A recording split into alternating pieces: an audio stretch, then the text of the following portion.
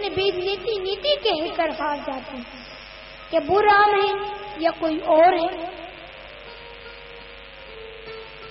तथा मेरी इस शंका को दूर करने के लिए भरद्वाज जी बोली कि मेरी इस संदेह को दूर करने के लिए आप मुझे प्रभु श्री रामचंद्र जी की श्री राम कथा सुनाने की मुझ पर कृपा करें। क्या करें? तो इतना सुनते ही तो याज्ञवल्क्य जी बोली कि याज्ञवल्क्य बोले मुस्काए अगस्त जी, हमको स्वयं ही आना पड़ा, अब आप हमें राम कथा सुनाइए। तो अगस्त जी फिर भगवान भोलेनाथ को राम कथा का श्रवण कराने लगी और कहने लगी कि ठीक है भोलेनाथ, अब मैं आपको राम कथा सुनाता हूँ। और इधर भोले बाबा तो बड़े प्रसन्न मन से राम कथा का श्रवण करने लगी और वैसे भी उन्होंने ही तो रामचरितमानस की रचना की। इधर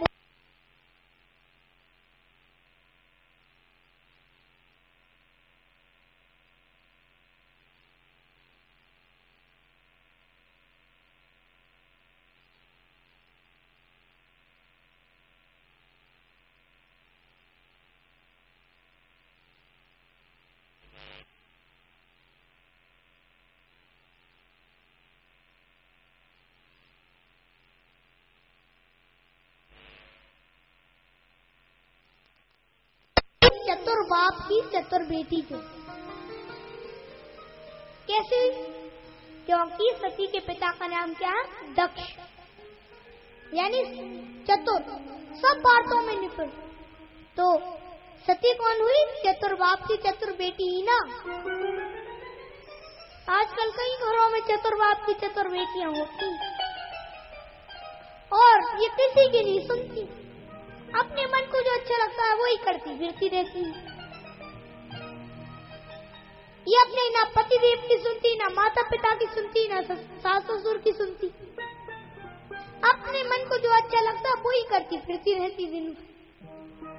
लेकिन भैया ये एक बात तो है कि ऐसी चतुर बाप की चतुर बेटियों का भी यही हाल होता है जो सती का होने जा रहा है। देखिए इस प्रकार भोले बाबा ने तो राम कथा को जो सुना और उसके बाद कुछ दिन और वहां रुककर उन्होंने भक्ति पूर्वक सत्संग किया और फिर कहत सुनत रघुपति गुण गाता, कहत सुनत रघुपति गुण गाता, कछु दिन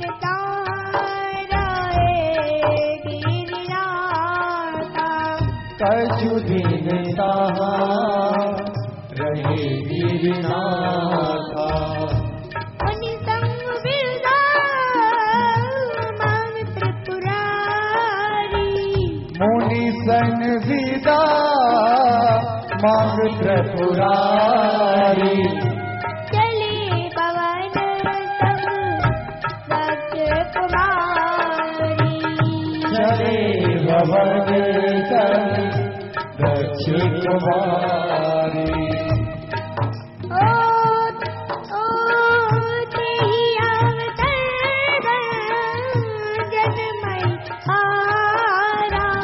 तेहि अवसर भन जन बलिहारा, हरि रघुवंश लीन अवतारा, हरि रघुवंश लीन अवतारा, पिता बचन तजी राज उदासी, पिता वचन तजी राज उदासी, दंडक वन बीच रत अविनाशी, दंडक वन बीच रत अविनाशी, ओ पीरे विकल नर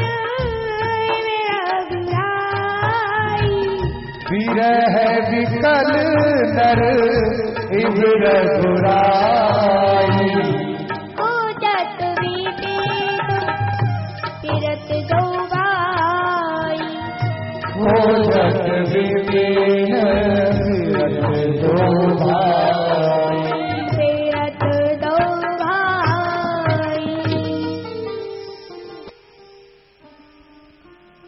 महानुभावों श्रोताओं,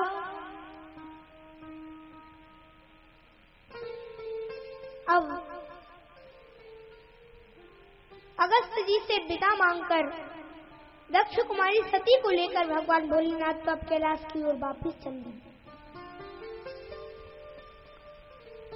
तो अब जैसे ही भगवान भोलेनाथ कैलाश पर्वत की ओर लौट रहे कि लौटते समय ही उन्होंने मन ही मन में सोचा कि अगर इस समय मेरे प्रभु श्री राम के अगर मुझे दर्शन हो जाए तो क्या बात हो, बहुत बढ़िया होगा।